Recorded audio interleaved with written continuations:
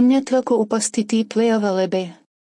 अलेबे शब्द अलेबेडर भन्ने ल्याटिन वाक्यांशबाट आएको हो, जसको अर्थ उनी अन्यत्र थिए भन्ने हुन्छ। प्ले अफ अलेबे एक प्रकारको प्रतिरक्षा रणनीति हो जुन आपराधिक मुद्दाहरूमा प्रयोग गरिन्छ। यसले आरोपित व्यक्तिले अपराध भएको समयमा घटनास्थलमा नभएर अरू कुनै ठाउँमा रहेको दाबी गर्दछ। यसको उद्देश्य न्यायाधीश वा जुरीको मनमा ठोस शङ्का उत्पन्न गराउनु हो, जसले गर्दा उनीहरूले अपराध गरेको असम्भव देखिनेछ। अभियोजन पक्षले अदालतमा प्रमाण पेश गर्नु पर्दछ। प्ले अफ अलेबे प्रारम्भिक अवस्थामा सम्भव भएसम्म छिटो प्रस्तुत गर्नुपर्छ।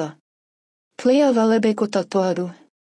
कानून अनुसार सजायको योग्य अपराधको घटना। प्ले अफ अलेबे केवल त्यस्ता घटनाहरूमा उठाउन सकिन्छ जहाँ अपराध घटेको छ।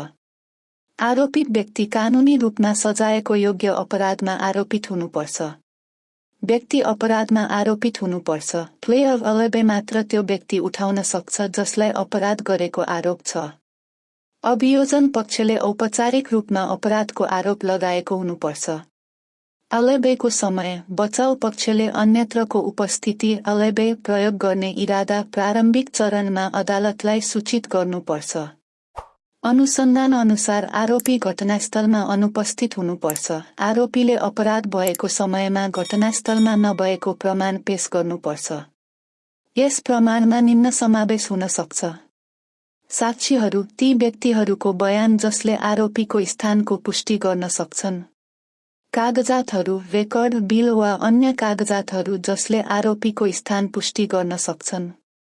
इलेक्ट्रोनिक प्रमाण, डप्स उपकरणबाट प्राप्त डाटा, फोन रेकर्डहरू वा अन्य इलेक्ट्रोनिक स्रोतहरू जसले आरोपीको गतिविधि ट्र्याक गर्न सक्छन्। अनुसन्धानबाट आरोपी घटनास्थलबाट टाढा भएको प्रमाणित गर्नुपर्छ। अभियोजन पक्षले अलेबेको दाबीलाई अनुसन्धान गर्नुपर्छ। तिनीहरूले साक्षीहरूलाई सोधपुछ गर्न सक्छन्, प्रमाण सङ्कलन गर्न सक्छन् र आरोपीको अलेबेलाई खण्डन गर्न सक्छन्। प्रमाणको बोझ। अभियोजन पक्षले अपराध घटेका समयमा आरोपी घटनास्थलमा नै रहेको कुरा ठोस रूपमा प्रमाणित गर्नुपर्छ। यदि अभियोजन पक्षले यसो गर्न असफल हुन्छ भने आरोपीलाई निर्दोष ठहर गरिन सक्छ। महत्त्वपूर्ण कुराहरू। बलियो अलेबे एउटा शक्तिशाली प्रतिरक्षा रणनीति हुन सक्छ। अलेबेको दाबी सकेसम्म छिटो उठाउनु महत्त्वपूर्ण हुन्छ। अलेबेलाई समर्थन गर्ने प्रमाणको गुणस्तर निर्णायक हुन्छ। यदि अभियोजन पक्षले अलेबेलाई सफलतापूर्वक खण्डन गर्न सक्छ भने यसले आरोपीको पक्षलाई कमजोर बनाउँछ। उदाहरण: एक डकैती मुद्दामा प्रतिवादीले भन्यो कि डकैतीको समयमा उनी अर्को शहरमा व्यावसायिक बैठकमा थिए।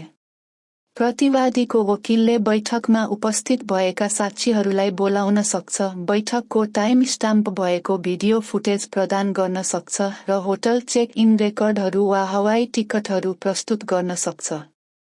अभियोजन पक्षले समय तालिकालाई चुनौती दिनु वा बैठकको समय फरक परेको दाबी गर्न सक्छ, जसले अलेबेको विश्वसनीयतालाई कमजोर बनाउँछ।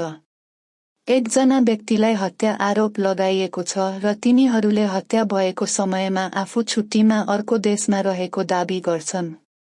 तिनीहरूले आफ्नो दाबीलाई समर्थन गर्न यात्राको रेकर्ड र बिलहरू प्रस्तुत गर्छन्। अलेबे प्रमाणित गर्न असफल हुँदा हुने परिणामहरू।